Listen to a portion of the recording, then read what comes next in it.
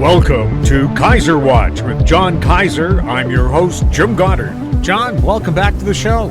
Jim, pleasure to be on the show.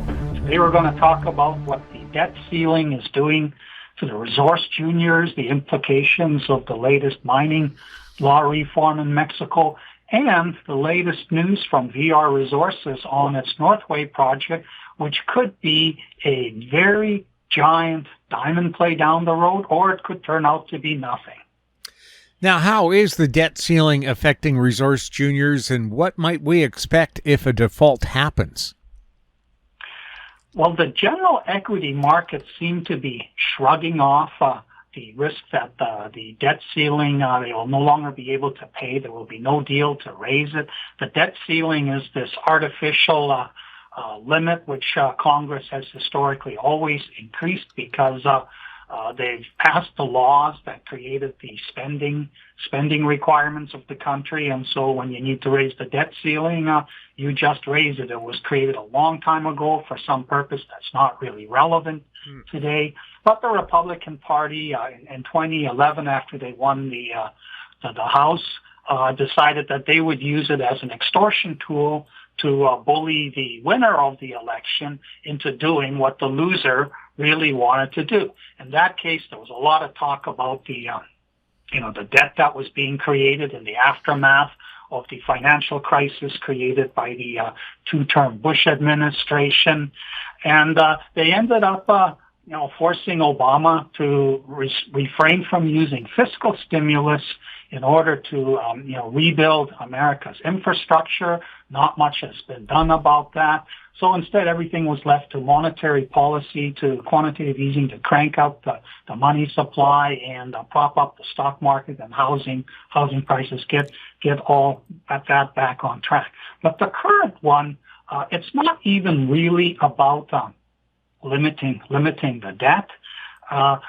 Historically, no Republican president during his term has ever failed to allow the national debt to increase by a greater amount than any predecessor term from either party. Trump managed to watch the debt rise from 25 trillion or 25 trillion or 20 trillion to 25 trillion, just over $5 trillion during his term. And of course, to be fair, towards the end of it, the COVID crisis resulted in extraordinary spending, and Biden inherited that, and he's on track to boost it to 35 trillion by the end of his term. And the Republicans have focused on that and said, well, this is unacceptable. We need you to cut back. And they lost the 2020 election, though they think they didn't. They're still operating under this new principle that the losers are actually the winners and get to call the shots. And the House passed a bill in which it wasn't really about reducing debt or coming up with boosting revenues to higher taxes to close the deficit between tax revenue and outlays. It was really about reversing key bills that Biden was able to pass while he still had a squeaky majority in the House and still has in the Senate. And that's the Inflation Reduction Act, which is really an energy transition boosting act. And then the other was the CHIPS Act, which is all about reshoring American productive capacity away from these other jurisdictions which have become relatively hostile. They basically want these bills to be reversed. So it's not really about reducing the debt. It's about, no, we want our policies, which are pro-fossil fuel, we want those to be at play. And this creates a situation where Biden, and he sat there while Obama, tried to negotiate with the Republicans back in 2011 and realized, they just want more and more and more. It's an endless cycle. So I think it's almost guaranteed that the default will happen. Maybe they'll mint some $1 trillion platinum coin or delay everything by declaring that the debt ceiling limit is actually unconstitutional, which would then punt everything down the road to a court challenge. I'm not sure how they're going to deal with it, but I think the world we'll see that there's a default that's been dealt with through some gimmicky manner or some legal manner. And this, I think, will have ultimately very positive implications for the resource juniors. Right now, however, the resource juniors are dreading the likely outcome of a default, which is soaring yields, and meaning interest rates. This will make Powell's need to increase the official rate irrelevant, because the T-bills and everything will go up naturally. There's a lot of them that have to be redone soon, and those, of course, will be done at a much higher rate. And so we can expect a recession to come. Now, the metal markets, the commodity markets, have already been exhibiting signs that there is a recession coming, though much of that is related to China's rather feeble response from its zero COVID policy. It has not rebounded as everybody hoped, so there's been weak demand for a lot of metal prices, and even oil prices are down to $71 a barrel. And I'm just reading in the Financial Times about how the shale oil drillers, there's a slump there. They stopped drilling. They're selling off rigs at rock bottom prices, and this is all going to get worse. So the resource juniors, we've seen the value traded sag. Stocks are not really responding to positive news, and even though gold has been parked at just over $2,000 for most of May until this week, when it finally got hammered down below $2,000, there has been no enthusiasm in the sector for it's time to put money into resource juniors, both to explore for gold or to start advancing ounces that are in the ground. But I think what I think many of these people who are so enthusiastic about this extortion and forcing a debt ceiling default don't really understand that as a result of the Ukraine invasion last year, the divide in the world between these autocratic nations and what's left of democracies, it has widened, and globalization is at stake. And, in terms of metals, China and Russia, who are now clear allies, they dominate in the supply of a lot of these metals. And the Europeans and the Americans and the Australians, they have imposed sanctions against Russia. But there's a third of the nations who are sitting on the fence, and most of them are in this so-called partly free category that Freedom House describes. A third of the nations are like outright autocracies where there's very little freedom, but it's the middle ones, the ones that are in there like Brazil and India. They are sitting on the fence, and they're watching this, and they're seeing the United States self-inflict the demise of the U.S. dollar as the global reserve currency.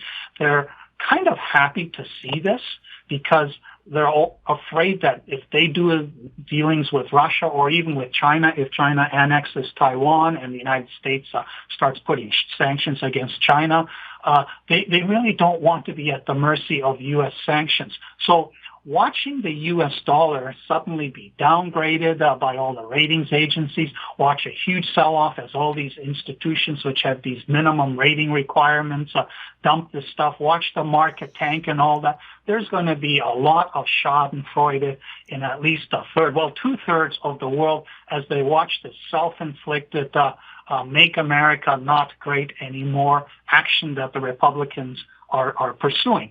And that has to be good for gold. It won't be good for cryptocurrency because cryptocurrency refers to nothing but the U.S. dollar. So if everybody is running away from the U.S. dollar, who cares what cryptocurrency goes to?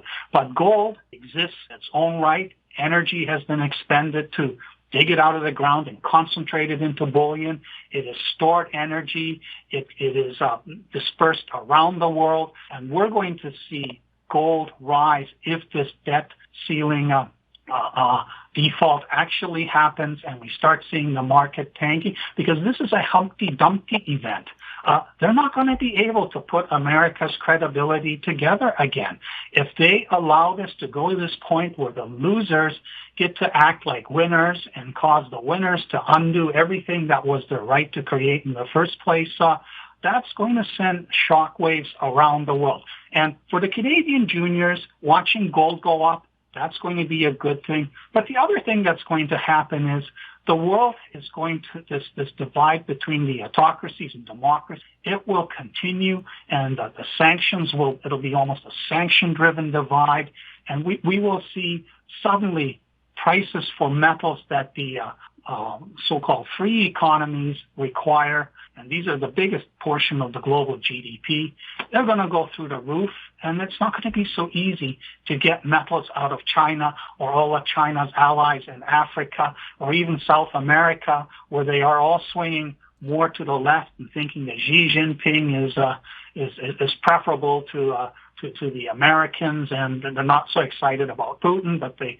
do kind of like the way Xi Jinping is willing to do deals with them.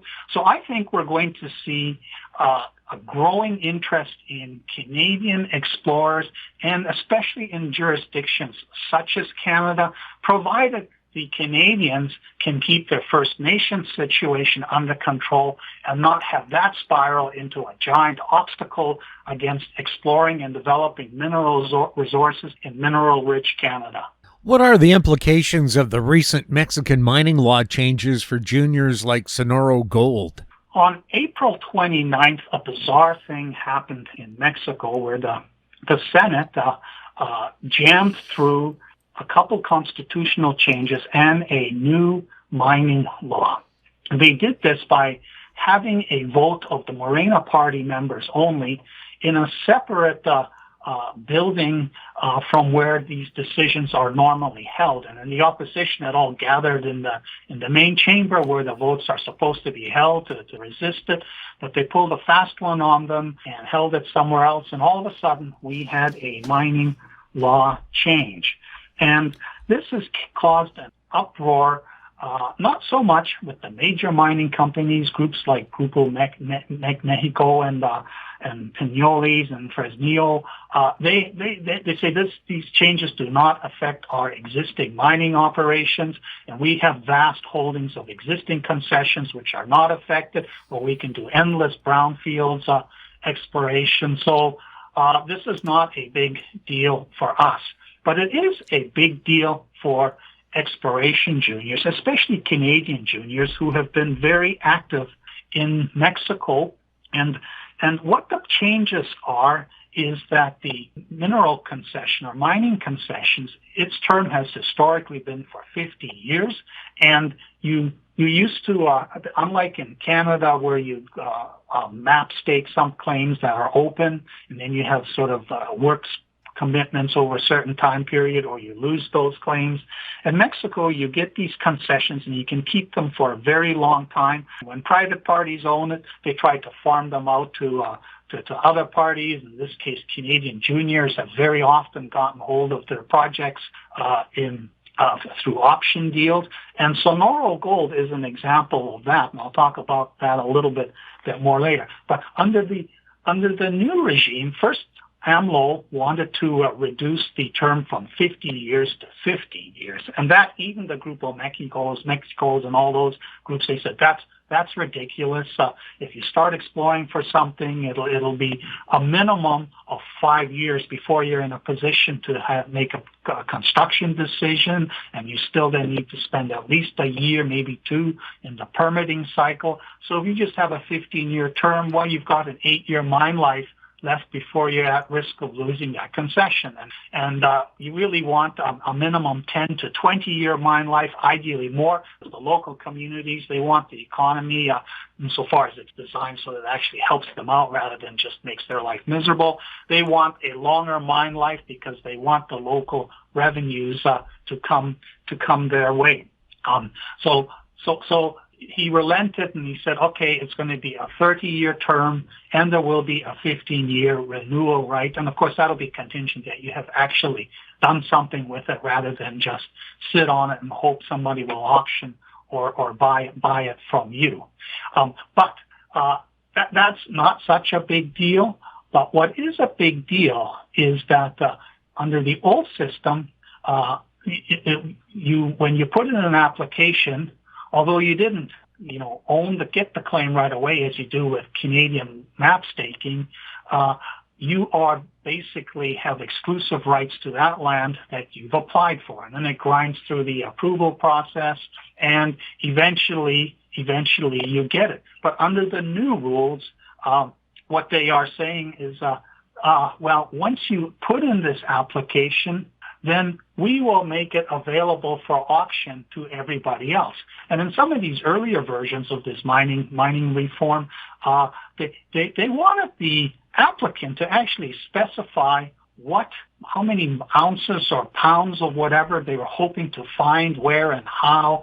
And they even wanted to have separate applications for each metal, which is kind of crazy in Mexico because the dominant metals mined are silver, zinc, lead, who always come together in these carbonate replacement deposits. So imagine having to do 3 separate concession applications, plus have everybody else be able to compete with you. Now they got rid of that, so you don't have to specify all these details anymore. But the fact that you have to make public that you have this application and then everybody can bid on it, that basically is death to grassroots exploration. Now, in Mexico, everybody knows what the good geology is, so concessions already exist on all the good ground. So if somebody has an innovative idea, maybe an undercover idea or a reinterpretation of the various data that are available, and they go make this application, then they are in danger of somebody with deeper pockets or saying, that's a really good idea. I think we'll just trump them and take this away. So in terms of the prospect generator farm-out type of Canadian juniors operating in Mexico where they're generating their prospects from scratch using their creativity, that is going to be pretty much dead. There's another thing that's annoying to some of the developers, the more advanced companies. Like advanced companies aren't really affected by this because they already own these concessions and they are grandfathered. But they have changed the water rights system. Currently, if you buy the water rights from somebody, then you just get to use them. But now, if you want to use them for mining, even though you've purchased them from the existing holder, now there's going to be a study process to make sure that you're not using beyond a certain capacity of the basin from which you're going to be drawing it. Now, apparently, the threshold is fairly high, and a typical mine is not even going to come close to hitting that. But there's an additional process in there for the delays that come with doing studies and have the various bureaucracies think about it. For Sonoro, the problem has been the degree of paralysis in the permitting system. Now, when AMLO came to power in 2018, apparently there have been no mineral concessions granted since that period. And that's because he did have these ambitions of changing the mining law to skew it more in a sort of a nationalistic favor and allow less of the profits to go to the entrepreneurs and capital risk takers. And he wasn't making a lot of progress. So this is why they did this end run at the end of April to try and get this passed. And what the Sonoro Gold, it's submitted a permit application for a 15,000 ton per day capacity heap leach open pit mining scenario at its Cerro Caliche project. And it did this in May 2022, and it thought things would go fairly quickly. Jorge Diaz, their chief operating officer, he has put many, many mines into production in Mexico, understands how it works. But what they encountered was a twofold problem. One, during COVID, which hit everything in 2020, everything stopped working. And a lot of the personnel that knew how to do stuff simply quit and went somewhere else. And now that things have restarted post-COVID, there's a new group of people who are not as efficient. But there's also been this almost tacit understanding that until AMLO's new mining reform laws, and that we're going to go very slowly with everything. So does it actually mean the end of grassroots exploration in Mexico because of this new concession system? Although AMLO really wants to be kind of a Putin or Xi type of autocrat, or even a Donald Trump type of autocrat, he has been limited by the Supreme Court so far.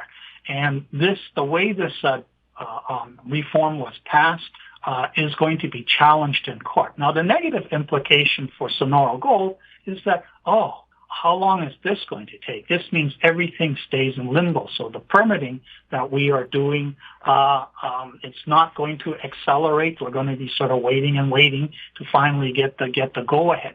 And the reason this is important to Sonoro is when they auctioned this project back in 2018, it had a staged series of payments that totaled $4.9 million US by March 2024. And they've already paid $3.5 million of that, and this will get them 100%. And this is with several deals done with several groups of this Cerro Caliche project, and these mineral concessions, they exist. They're grandfathered. They're not really affected by any of these changes. But what they have decided is, instead of doing your full-blown spend a gazillion dollars delineation drilling, expansion drilling, coming up with a 20-year mine life resource and doing a feasibility study, they decided to use the in-house talents of the team, which has 164 years combined experience in the resource sector, to take this project to a PEA level and then seek out a private group to put up the lending and have it developed as a mine that starts out with like only a mine life of six years or so, which is not really as much. But they've already done enough work on this low sulfidation epithermal system, 57,000 meters of drilling, to realize that this thing ultimately has 1 to 2 million ounce potential. And the idea is get this thing into production on the basis of a PEA and then use the cash flow to fund the exploration drilling that allows you to keep expanding the mine. And they won't start quite at the 15,000 ton per day scale, but they want to build the scale of the system to get up to that level. And so that's why they're eager to get the permit, because you do not have the permit to do this. And if you don't have the permit, you can't get the loan. The other thing they have to make sure is that they end up with title. So this sort of bear market that we're having has not been particularly helpful. Now they've bitten the bullet and just announced a private placement of 30 million units at a dime with a full warrant at 15 cents. And that would blow their fully diluted up to 292 million shares. However, it's not really that terrible, because there's 56 million warrants at 30 that expire by the end of 2023. About 39 million expire August 12th, and another 17 million on December 20th. And these were done during that September 2020 period when gold had soared over $2,000 for the first time, and there was massive inflow of capital, and everybody wanted to fund projects like this because we figured that, okay, it's made it through 2000, a new base, it's going to challenge 3,000. Well, that didn't happen.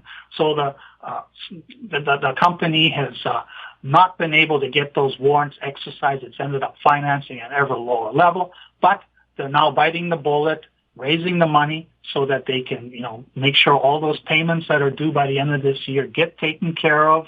And they're also going to allocate a portion of this to the Western trend, where they have the Cabeza, Guadalupe, El Colorado veins. And this is where they've seen higher grade ore shoots. They haven't seen that in the middle part, the main part, the Japoneses and so on. But here they have seen it, and they had their resource estimate redone by SRK Consulting earlier this year. and SRK capped all the high-grade intervals at 3 grams per ton. And so what they want to do is some of this money, while they're in this waiting game, waiting for Mexico to figure out what its mining law is and get its permitting system back on track, they're going to do some more drilling in this area in the hope that the grade the grade cap can be raised so that the resource is juicier in this starter pit area. And this, of course, will be helpful in attracting the capex. And we're talking less than $50 million here. This is not a large-scale system. This would be helpful in attracting the capex to give it confidence that the payback will happen. And, of course, the debt ceiling default and the potential for it to really turn $2,000 into the base for gold and allow higher real prices to grow, that would ultimately benefit Sonoro Gold because it's taking the choices. We don't want to just be an optionality play and wait for gold to be at $3,000 and then hope somebody buys us. No, we want to turn this into a operating mine that benefits from a rising gold price. So they're in this strange sort of limbo period here where the government's messing with the mining law. The Republicans are messing with the idea that the winners get to call the shots rather than the losers and threatening to knock the United States off its pedestal as the single and enduring reserve currency. And all of this is, and of course the markets for juniors is very negative about where this is all going in the short term. Yeah, optimistic in the long term, but the negative in the short term. So the company is working to get that financing done so that it can go through this problem period and be in a great position later this year. And AMLO's term ends sometime in 2024. Anyways, they have a 6-year term limit in Mexico. Now, he, of course, like all the other wannabe autocrats, wants to change all that and allow additional terms like Putin and Xi. We'll see if the Supreme Court lets him get away with doing that.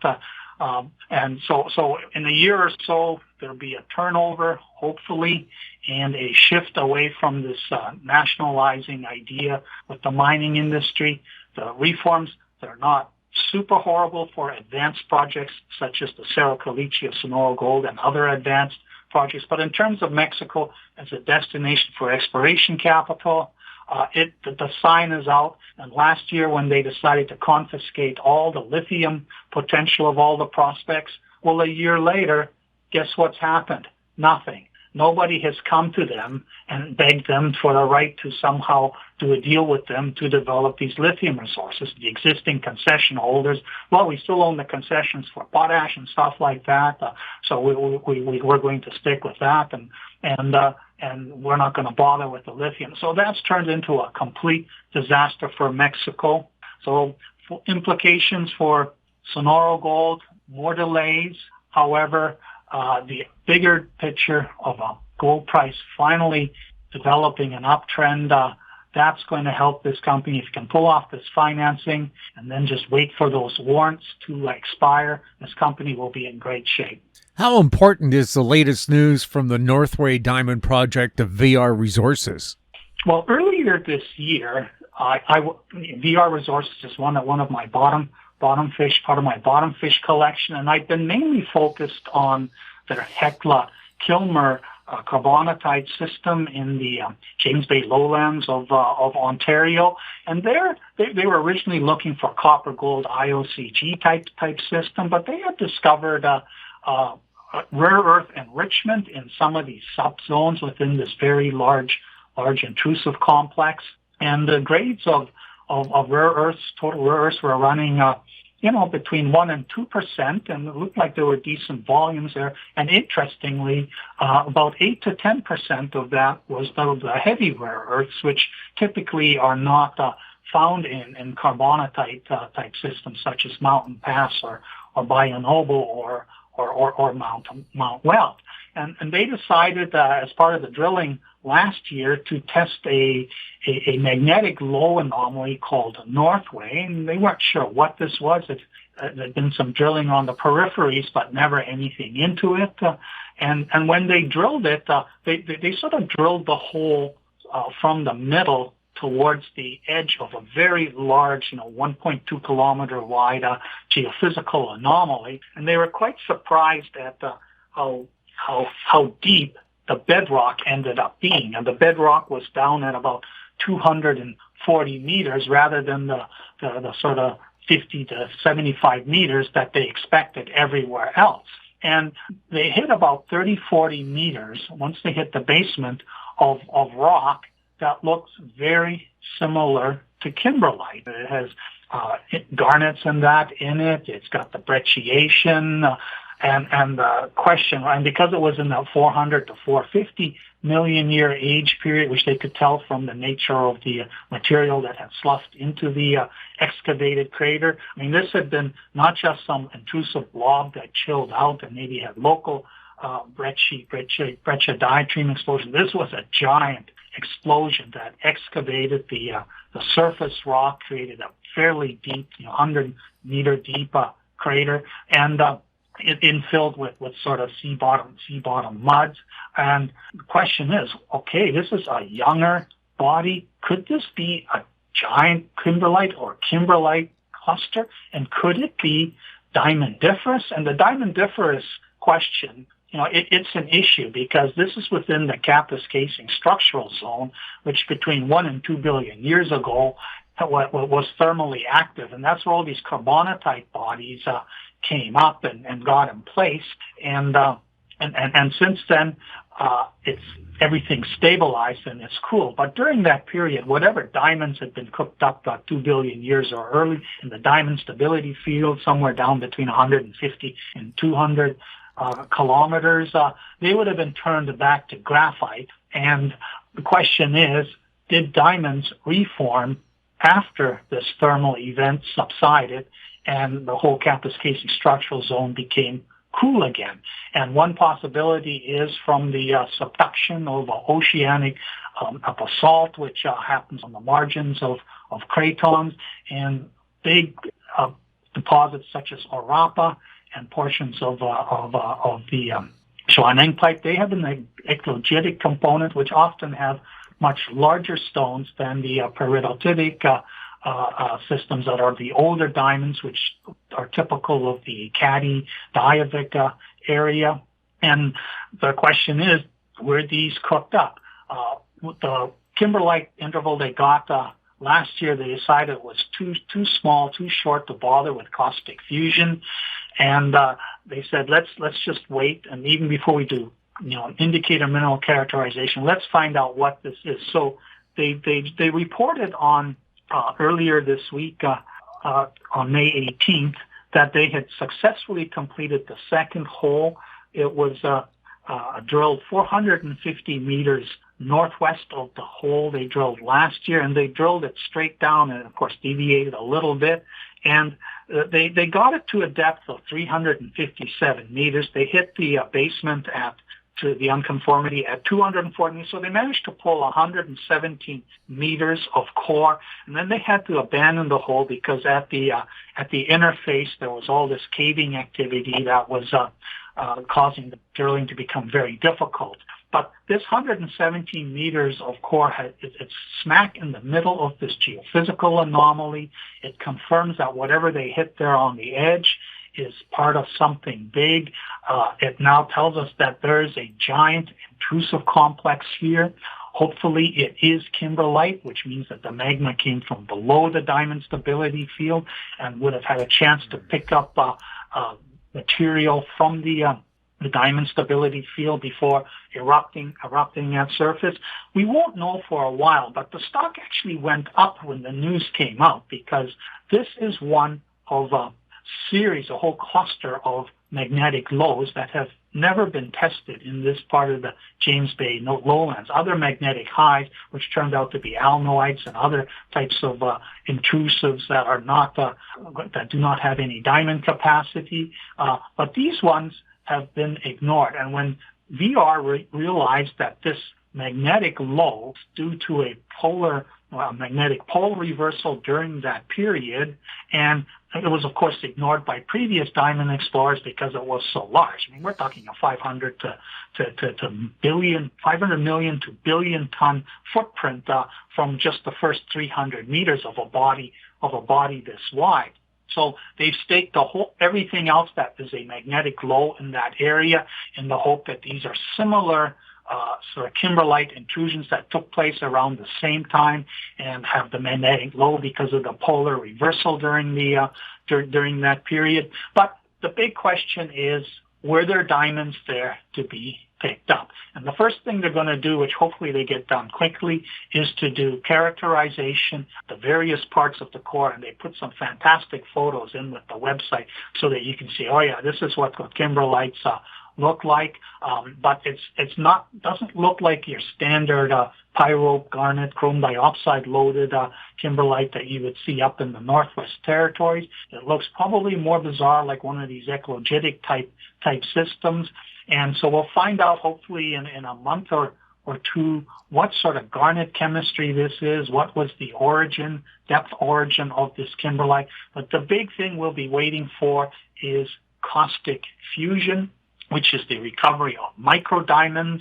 And even that itself is not going to be diagnostic because sometimes the microdiamonds portion of the distribution curve, they end up getting wiped out, which was the problem with Victor in the beginning, is that even though this graded 25 CPHD and ended up having fantastic high-value diamonds in it, when they looked at the microdiamond data, it didn't suggest any grade potential at all. But if we were to get evidence of a microdiamond distribution in this, it's not going to tell you what the whole body is about. It's probably a series of lobes that have come up, all nestled together, like Zhuaneng in Botswana, or even the Grib Pipe in the Archangel district of Russia. But if we get news that there are microdiamonds with some decent coarse distribution there, that would send the stock rocketing. Right now, perhaps it's a little premature for people to get all excited. Yet on the other hand, VR Resources is about other projects. There is still Hecla Kilmer with its rare earth resource that the company is delineating. It does have all the Big Ten gold projects in the Walker Lane of Nevada, which they're waiting for an appetite for gold exploration to come.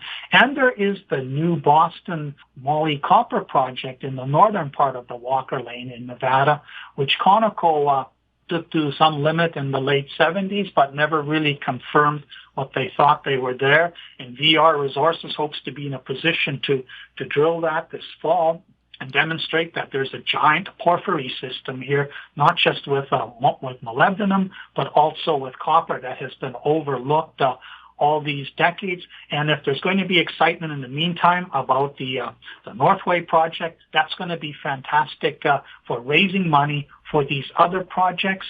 Again, the big thing with Northway and that whole James Bay Lowland area is whether or not there were any diamonds there for kimberlite to pick up and bring to the surface and what they were like.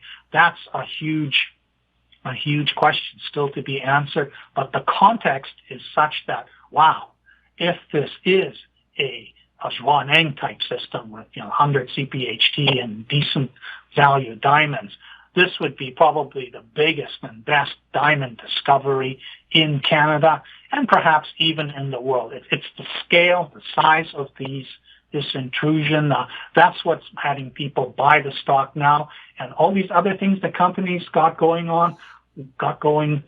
those can justify the price on its own. So you're really getting exposure to this fantastic potential diamond play that's either all or nothing because of the depth. But at the minimum, you're going to get upside from these other projects that the company is also working on. John, thank you so much for the update. You're welcome, Jim. I'm Jim Goddard. Comments made on Kaiser Watch are an expression of opinion only and should not be construed in any manner whatsoever as a recommendation to buy or sell any financial instrument at any time. Archived online at kaiserresearch.com.